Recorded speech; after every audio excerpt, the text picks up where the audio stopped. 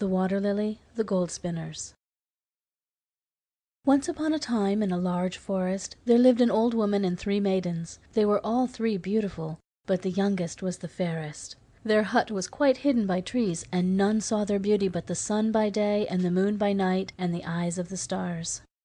The old woman kept the girls hard at work from morning till night, spinning gold flax into yarn, and when one distaff was empty, another was given them, so they had no rest. The thread had to be fine and even, and when done was locked up in a secret chamber by the old woman, who twice or thrice every summer went on a journey. Before she went, she gave out work for each day of her absence, and always returned in the night, so that the girls never saw what she brought back with her. Neither would she tell them whence the gold flax came, nor what it was to be used for. Now, when the time came round for the old woman to set out on one of these journeys, she gave each maiden work for 6 days, with the usual warning. "Children, don't let your eyes wander, and on no account speak to a man, for if you do, your thread will lose its brightness, and misfortunes of all kinds will follow." They laughed at this oft-repeated caution, saying to each other, "How can our gold thread lose its brightness, and have we any chance of speaking to a man?"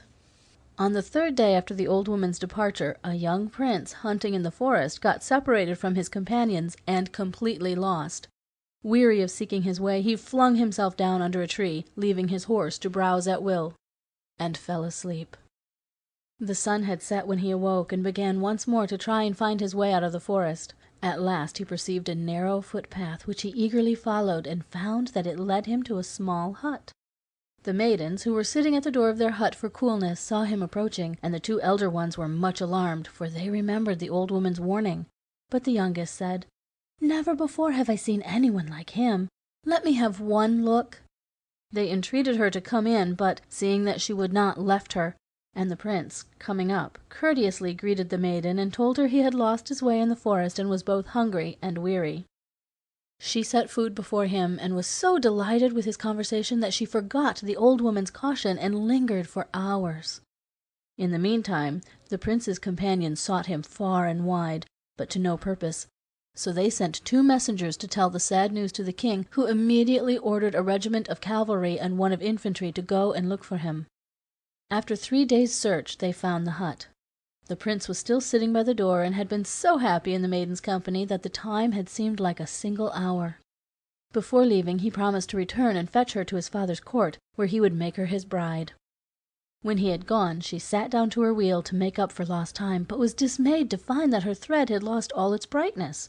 Her heart beat fast, and she wept bitterly, for she remembered the old woman's warning, and knew not what misfortune might now befall her. The old woman returned in the night, and knew by the tarnished thread what had happened in her absence. She was furiously angry, and told the young maiden she had brought down misery both on herself and on the prince. The maiden could not rest for thinking of this. At last she could bear it no longer, and resolved to seek help from the prince. As a child she had learned to understand the speech of birds, and this was now of great use to her, for, seeing a raven pluming itself on a pine bough, she cried softly to it, "Dear bird, cleverest of all birds, as well as swiftest on wing, wilt thou help me?" "How can I help thee?" asked the raven. She answered, "Fly away until thou comest to the splendid town where stands a king's palace. Seek out the king's son, and tell him that a great misfortune has befallen me." Then she told the raven how her thread had lost its brightness, how terribly angry the old woman was, and how she feared some great disaster. The raven promised faithfully to do her bidding, and spreading its wings flew away. The maiden now went home and worked hard all day at winding up the yarn her elder sisters had spun, for the old woman would let her spin no longer. Toward evening she heard the raven's "Caw, caw" from the pine tree, and eagerly hastened thither to hear the answer. By great good fortune the raven had found a wind wizard's son in the palace garden, who understood the speech of birds, and to him he had entrusted the message. When the prince heard it, he was very sorrowful, and took counsel with his friends how to free the maiden. Then he said to the wind wizard's son, "Beg the raven to fly quickly back to the maiden, and tell her to be ready on the 9th night, for then will I come and fetch her away." The wind wizard's son did this, and the raven flew so swiftly that it reached the hut that same evening. The maiden thanked the bird heartily and went home, telling no one what she had heard. As the 9th night drew near, she became very unhappy, for she feared lest some terrible mischance should arise and ruin all. On this night she crept quietly out of the house, and waited trembling at some little distance from the hut. Presently she heard the muffled tramp of horses, and soon the armed troop appeared, led by the prince, who had prudently marked all the trees beforehand in order to know the way. When he saw the maiden, he sprang from his horse, lifted her into the saddle, and then, mounting behind, rode homeward. The moon shone so brightly that they had no difficulty in seeing the marked trees. By and by the coming of dawn loosened the tongues of all the birds, and, had the prince only known what they were saying, or the maiden been listening, they might have been spared much sorrow. But they were thinking only of each other, and when they came out of the forest, the sun was high in the heavens. Next morning, when the youngest girl did not come to her work, the old woman asked where she was. The sisters pretended not to know, but the old woman easily guessed what had happened, and, as she was in reality a wicked witch, determined to punish the fugitives.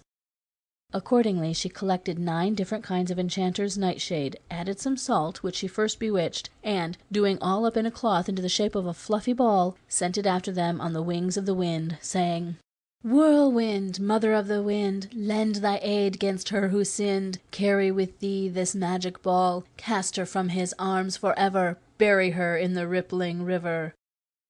At midday the prince and his men came to a deep river, spanned by so narrow a bridge that only one rider could cross at a time. The horse on which the prince and the maiden were riding had just reached the middle when the magic ball flew by. The horse, in its fright, suddenly reared, and before anyone could stop it, flung the maiden into the swift current below. The prince tried to jump in after her, but his men held him back, and in spite of his struggles led him home, where for 6 weeks he shut himself up in a secret chamber, and would neither eat nor drink, so great was his grief. At last he became so ill his life was despaired of, and in great alarm the king caused all the wizards of his country to be summoned, but none could cure him. At last the wind wizard's son said to the king, "Send for the old wizard from Finland. He knows more than all the wizards of your kingdom put together." A messenger was at once sent to Finland, and a week later the old wizard himself arrived on the wings of the wind. "Honored king," said the wizard, "the wind has blown this illness upon your son, and a magic ball has snatched away his beloved. This it is which makes him grieve so constantly. Let the wind blow upon him, that it may blow away his sorrow." Then the king made his son go out into the wind, and he gradually recovered, and told his father all. "Forget the maiden," said the king, "and take another bride." But the prince said he could never love another. A year afterward he came suddenly upon the bridge where his beloved met her death. As he recalled the misfortune, he wept bitterly, and would have given all he possessed to have her once more alive. In the midst of his grief, he thought he heard a voice singing, and looked round, but could see no one. Then he heard the voice again, and it said, "Alas, bewitched and all forsaken, 'tis I must lie for ever here. My beloved no thought has taken to free his bride that was so dear." He was greatly astonished, sprang from his horse, and looked everywhere to see if no one were hidden under the bridge, but no one was there. Then he noticed a yellow water-lily floating on the surface of the water, half hidden by its broad leaves. But flowers do not sing, and in great surprise he waited, hoping to hear more. Then again the voice sang, "Alas, bewitched and all forsaken, 'tis I must lie forever here. My beloved no thought has taken to free his bride that was so dear." The prince suddenly remembered the gold spinners, and said to himself, "If I ride thither, who knows but that they could explain this to me?" He at once rode to the hut, and found the 2 maidens at the fountain. He told him what had befallen their sister the year before, and how he had twice heard a strange song, but yet could see no singer. They said that the yellow water-lily could be none other than their sister, who was not dead, but transformed by the magic ball. Before he went to bed, the eldest made a cake of magic herbs, which she gave him to eat. In the night he dreamed that he was living in the forest, and could understand all that the birds said to each other. Next morning he told this to the maidens, and they said that the charmed cake had caused it, and advised him to listen well to the birds, and see what they could tell him. And when he had recovered his bride, they begged him to return and deliver them from their wretched bondage. Having promised this, he joyfully returned home, and as he was riding through the forest he could perfectly understand all that the birds said. He heard a thrush say to a magpie, "How stupid men are! They cannot understand the simplest thing. It is now quite a year since the maiden was transformed into a water-lily, and though she sings so sadly that anyone going over the bridge must hear her, yet no one comes to her aid. Her former bridegroom rode over it a few days ago and heard her singing, but was no wiser than the rest." "And he is to blame for all her misfortunes," added the magpie. "If he heeds only the words of men, she will remain a flower forever. She were soon delivered were the matter only laid before the old wizard of Finland." After hearing this, the prince wondered how he could get a message conveyed to Finland. He heard one swallow say to another, "Come, let us fly to Finland. We can build better nests there." "Stop, kind friends," cried the prince. "Will you do something for me?"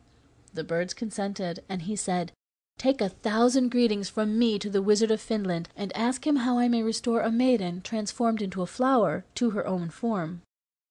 The swallows flew away, and the prince rode on to the bridge. There he waited, hoping to hear the song, but he heard nothing but the rushing of the water and the moaning of the wind, and, disappointed, rode home. Shortly after, he was sitting in the garden, thinking that the swallows must have forgotten his message, when he saw an eagle fly above him. The bird gradually descended until it perched on a tree close to the prince and said, "The wizard of Finland greets thee, and bids me say that thou mayst free the maiden thus. Go to the river and smear thyself all over with mud. Then say, 'From a man into a crab,' and thou wilt become a crab. Plunge boldly into the water, swim as close as thou canst to the water-lily's roots, and loosen them from the mud and reeds. This done, fasten thy claws onto the roots, and rise with them to the surface. Let the water flow all over the flower, and drift with the current until thou comest to a mountain ash tree on the left bank.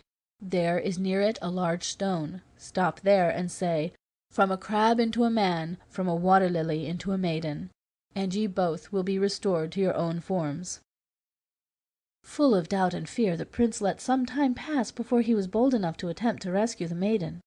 When a crow said to him, "Why dost thou hesitate? The old wizard has not told thee wrong, neither have the birds deceived thee. Hasten and dry the maiden's tears." "Nothing worse than death can befall me," thought the prince, "and death is better than endless sorrow." So he mounted his horse and went to the bridge. Again he heard the water-lilies lament, and hesitating no longer, smeared himself all over with mud, and, saying, "From a man into a crab," plunged into the river. For one moment the water hissed in his ears, and then all was silent. He swam up to the plant and began to loosen its roots, but so firmly were they fixed in the mud and reeds that this took him a long time. He then grasped them and rose to the surface, letting the water flow over the flower. The current carried them down the stream, but nowhere could he see the mountain ash. At last he saw it, and close by the large stone. Here he stopped and said, "From a crab into a man, from a water-lily into a maiden," and to his delight found himself once more a prince, and the maiden was by his side. She was 10 times more beautiful than before, and wore a magnificent pale yellow robe sparkling with jewels. She thanked him for having freed her from the cruel witch's power, and willingly consented to marry him. But when they came to the bridge where he had left his horse, it was nowhere to be seen, for though the prince thought he had been a crab only a few hours, he had in reality been under the water more than 10 days. While they were wondering how they should reach his father's court, they saw a splendid coach driven by 6 gaily caparisoned horses coming along the bank. In this they drove to the palace. The king and queen were at church, weeping for their son, whom they had long mourned for dead.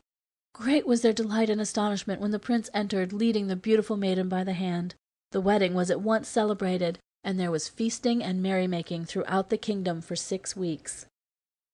Some time afterward, the prince and his bride were sitting in the garden, when a crow said to them, "Ungrateful creatures! Have you forgotten the 2 poor maidens who helped you in your distress? Must they spin gold flax forever? Have no pity on the old witch. The 3 maidens are princesses whom she stole away when they were children together, with all the silver utensils which she turned into gold flax. Poison were her fittest punishment." The prince was ashamed for having forgotten his promise, and set out at once, and by great good fortune reached the hut when the old woman was away. The maidens had dreamed that he was coming, and were ready to go with him, but first they made a cake in which they put poison, and left it on the table where the old woman was likely to see it when she returned. She did see it, and thought it looked so tempting that she greedily ate it up, and at once died. In the secret chamber were found 50 wagon loads of gold flax, and as much more was discovered buried.